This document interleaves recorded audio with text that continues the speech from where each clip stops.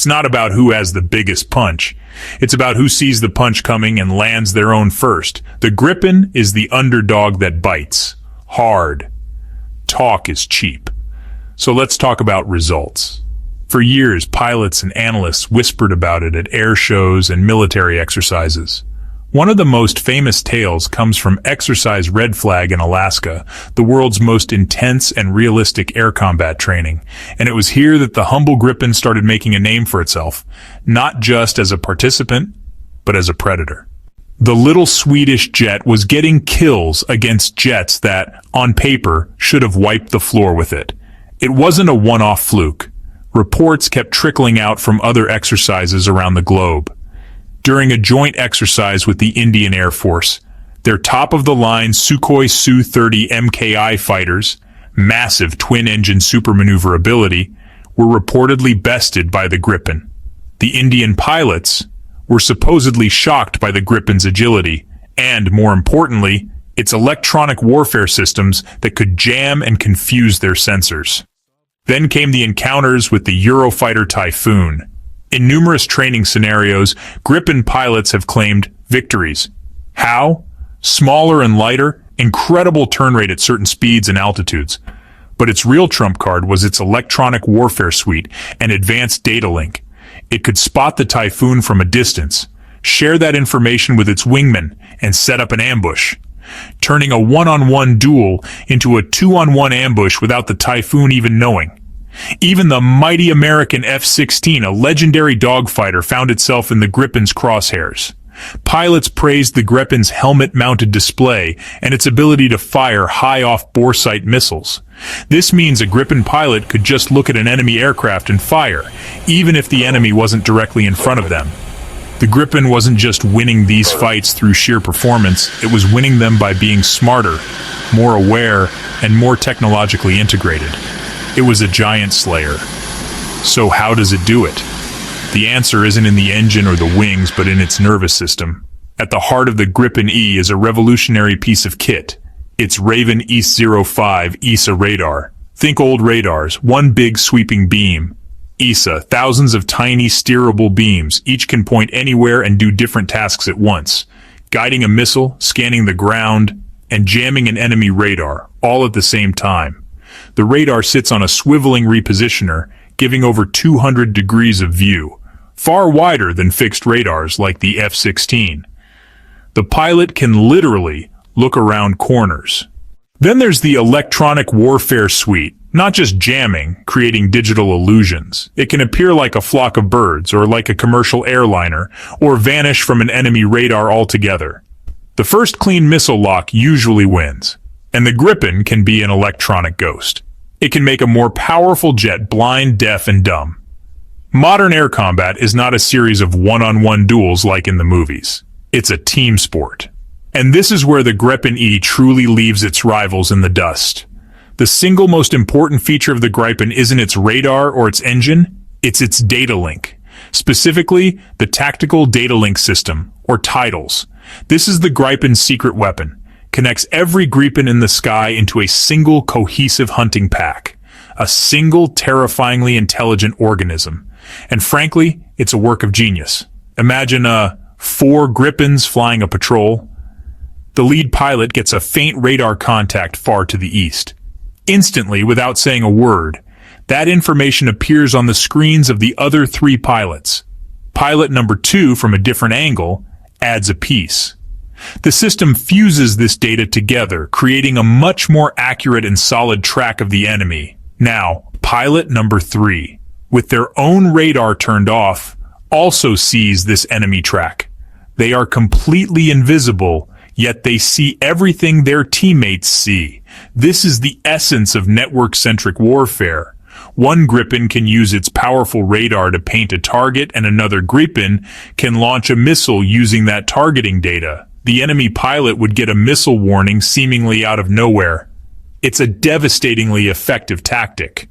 The Gripen Wolfpack can spread out over a vast area, with some jets acting as sensors and others as silent shooters, coordinating their attack with digital precision, creating a 360-degree picture of the battle space. While other jets like the F-35 have similar capabilities with their data links, the Gripen system is famous for being exceptionally robust, secure, and seamlessly integrated. It gives a small group of Gripens the battlefield awareness of a much larger, more expensive force. Why do countries like Sweden, Brazil, Hungary, the Czech Republic, and South Africa choose the Gripen?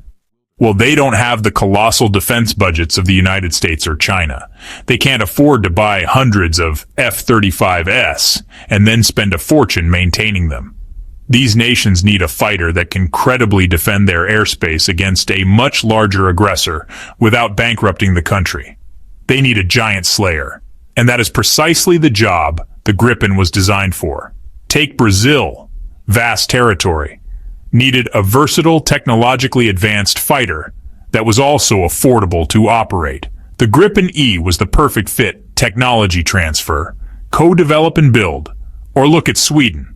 Practice operating from dispersed locations, including public roads, remote airstrips.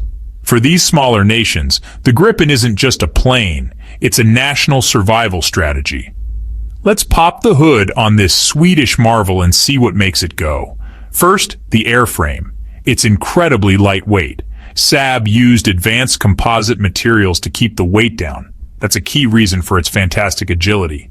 A lighter jet needs less power to move, turns tighter, and burns less fuel. Delta Wing, Canard. Together they give high-speed stability and low-speed control, letting it point its nose with lightning speed. Powering this frame is a single, magnificent engine, the General Electric F414. An American engine in a Swedish jet? Yes. And it's brilliant. Reliable, powerful, proven.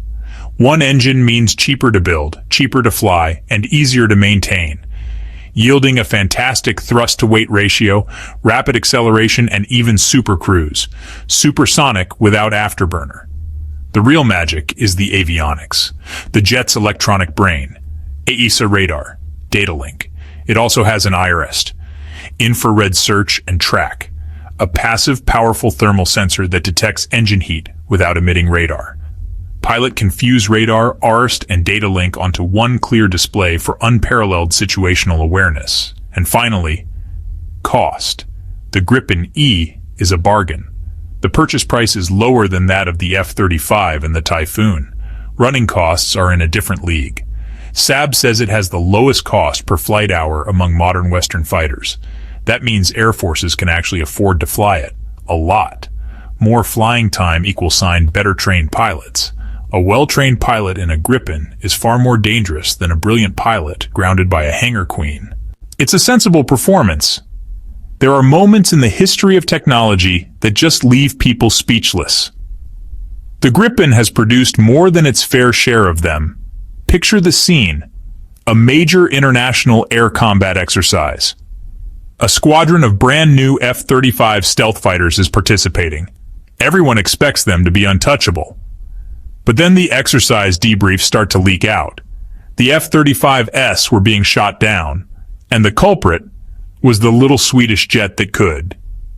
Gripen pilots, using Wolfpack tactics, one or two jets would light up the sky. F-35s are stealthiest from the front, so they react and maneuver. As they turned, their side profiles became exposed to the other Gripens, the silent hunters, putting them in position for a weapons lock from the side or rear. Ambushed by two, they couldn't. It was a tactical masterclass that left many experts stunned. Then the highway operation. Not an air show stunt. Real Swedish Air Force wartime practice. They closed a public road, brought in a mobile ground crew truck, and landed a Gripen. Within 10 minutes, less time than ordering a pizza, the jet was refueled, rearmed with new missiles, and took off again. Jaws hit the floor. While other superfighters need pristine mile-long runways and a legion of support staff, the Gripen could operate from anywhere. These moments are proof of a paradigm shift. Air combat is no longer just about being the fastest or the stealthiest. The Gripen proved that being the smartest matters most. So what have we learned? We've learned that the Saab Gripen E is much more than just another fighter jet. It's a stroke of genius born from necessity, Proof you don't need an American-sized budget to build a world-beating piece of kit. They focused on what actually wins fights. Information, flexibility, the ability to put a missile on a target before the other chap even knows you're there. It may not have the outright top speed of a Typhoon or the all-aspect stealth of an F-22, but to focus on that is to miss the point entirely. The Gripen is the WRC champion of the skies, and it uses its intelligence to overcome brute force. It proves that you can have cutting-edge, fifth-generation beating technology without the crippling price tag. Make it one of the most lethal aircraft in the sky today,